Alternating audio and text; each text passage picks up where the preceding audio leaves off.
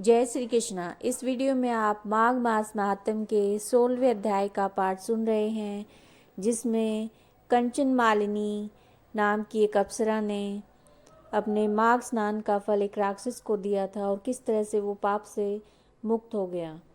कार्तवीर्य कहने लगा, हे भगवान, वह राक्षस कौन था और कंचन मालिनी कौन थी?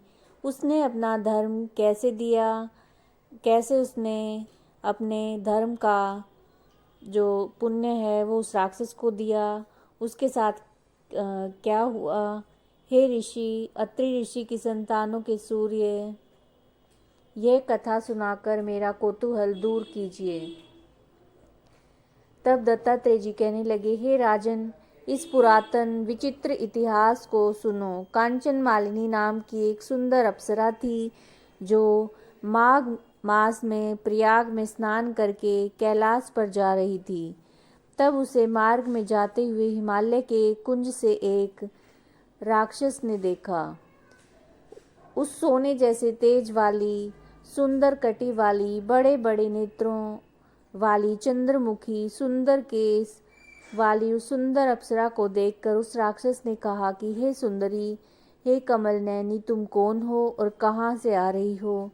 तुम्हारे वस्त्र और वेणी भीगी हुई क्यों है? तुम आकाश मार्ग से कहाँ जाती हो और किस पुण्य के प्रताप से तुम्हारा शरीर ऐसा तेजस्वी और रूप ऐसा मनोहर है? तुम्हारे गीले वस्त्र से मेरे मस्तक पर गिरे हुए एक बूंद जल से मेरे क्रूर मन को एकदम शांति प्राप्त हो गई। इसका क्या कारण है? तुम बड़ी शीलवती प्रतीत होती हो, इसका कारण मुझसे कहिए। अप्सरा ने कहा, हे राक्षस, सुनो, मैं काम रूपिणी अप्सरा हूँ। मैं प्रयाग में संगम से स्नान करके आ रही हूँ। इसी से मेरे वस्त्र भीगे हैं। अब कैलाश पर जा रही हूँ, जहाँ पर श्री शिव निवास करते हैं। त्रिवेणी के जल से मेरी सारी क्रूरता दूर हो गई है, जिसके पुण्य के प्रभाव से मैं इतनी सुंदर और पार्वती जी की प्रिय सखी हुई हूँ। जो आश्चर्य देने वाला उदाहरण मुझसे ब्रह्मा जी ने कहा था, सो सुनो। मैं कलिंग देश के राजा की वैश्या थी। रूप, लावण्य और सुंदरता में अपूर्व थी। मेरी सुंदरता पर सारा नगर मोहित था और मैंने अनेक प्रकार के भोग भोगे। अनेक प्रकार के वस्त्र और आभूषणों की घर में कोई कमी नहीं थी। कई कामी पुरुष आपस में स्पर्धा से ही मृत्यु को प्राप्त हो गए। इस तरह से उस नगर में बड़ी सुंदरता से यौवन व्यतीत हुआ और मैं वृद्धावस्था को प्राप्त हो गई। तब मेरे मन में विचार उत्पन्न हुआ कि मैंने अपनी सारी आयु पापों में व्यतीत कर दी है। धर्म का कोई भी कार्य, दान, तप, यज्ञ आदि नहीं किया। शिव या दुर्गा जी की आराधना नहीं की, ना ही कभी भगवान विष्णु का पूजन किया। इस प्रकार अशांत चित्त से मैंने एक ब्राह्मण की शरण ली, जो कि वेदों का ज्ञाता था। मैंने उनसे पूछा, मेरा निस्तार किस प्रकार से हो सकता है? हे महाराज, साधु सज्जन अच्छे बुरे सब पर दया करते हैं, इसलिए मुझ दीन पर भी कृपा करके मुझ कीचड़ में डूबी हुई को पकड़ कर उभारिए। क्षीर सागर क्या हंस को ही दूध देता है, बतख को नहीं देता?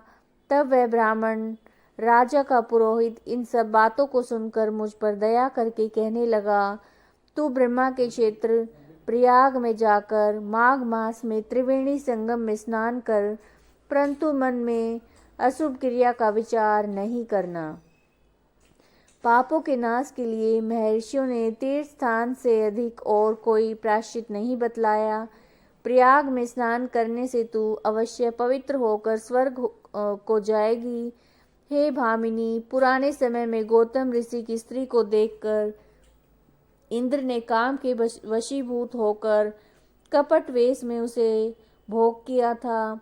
इसलिए ऋषि द्वारा श्राप दिया गया और उसका शरीर अत्यंत लज्जायुक्त हजारों भर्गों वाला हो गया। तब इंद्र नीचा मुंह करके अपने पाप कर्म की बुराई करने लगा। मेरु पर्वत के शिखर पर स्वच्छ जल वाले सरोवर पर स्वर्ण कमल से भरे हुए कोटर में घुस गया और अपने पाप को धिक्कारता हुआ कामदेव की बुराई करने लगा। यह सब पापों का मूल है। इसके वशीभूत होकर मनुष्य नरक में जाते हैं, अपने धर्म, कीर्ति, यश और धैर्य का नाश करते हैं।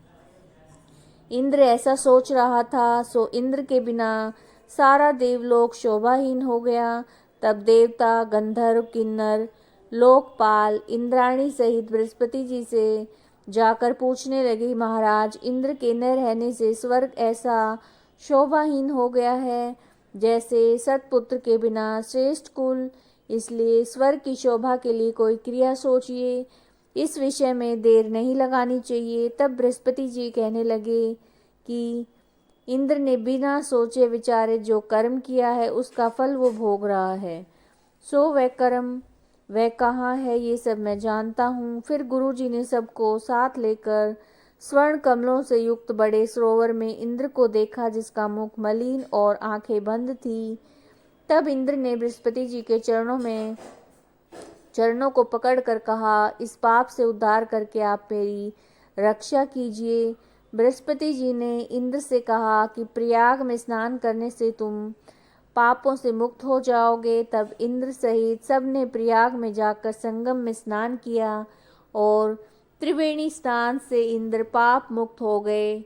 तब बृहस्पति जी ने इंद्र को वरदान दिया कि तुम्हारे शरीर में जितने भी भग हैं सब नेत्र हो जाएं। तब इंद्र ब्राह्मण के वर से 1000 नेत्रों से ऐसा सुशोभित हुआ जैसे मान सरोवर में कमल शोभायमान होता है।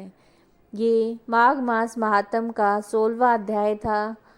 अगर आपको वीडियोस पसंद आ रही हैं तो लाइक कीजिएगा, ज़्यादा से ज़्यादा शेयर कीजिएगा और चैनल को सब्सक्राइब कीजिएगा। जय श्री कृष्ण।